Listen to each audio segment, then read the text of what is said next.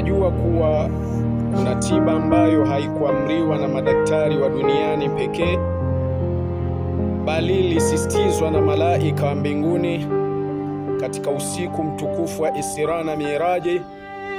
Kila kundi la malaika lilolipita Mtume sallallahu alaihi wasallam walimwambia neno moja: ewe Muhammad, waambie umma wako wafanye hijama. Huu si utaratibu wa kawaida wa kiafya, ni mwongozo wa kiungu kwa ajili ya mwili wako.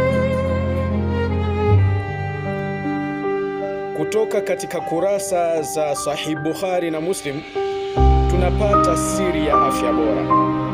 Mtume sallallahu alaihi wasallam amewahi kusema, dawa bora kabisa mliopata kujitibia kwayo ni hijama. Lakini kwa nini hijama? Moja, inasafisha damu, yani huondoa sumu na damu iliyozidi mwilini. Mbili, inaimarisha mgongo, yani inapunguza uzito na maumivu ya muda mrefu.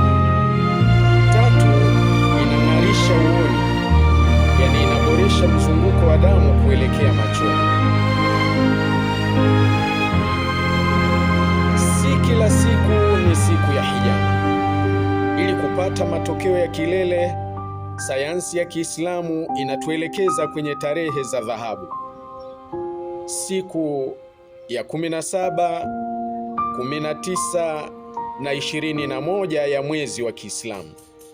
Hizi ni siku ambazo mwili hupokea mabadiliko chanya zaidi kutokana na mzunguko wa mwezi. Kuanzia kwa Abu Taiba aliyemuumika Mtume sallallahu alaihi wasallam hadi leo, hijama inabaki kuwa tiba yenye baraka. Kama unatafuta wepesi wa mwili, nguvu ya macho na kufuata sunna, basi hijama ndiyo jibu lako. Karibu tujifunze namna tiba hii inavyoweza kubadili maisha yako.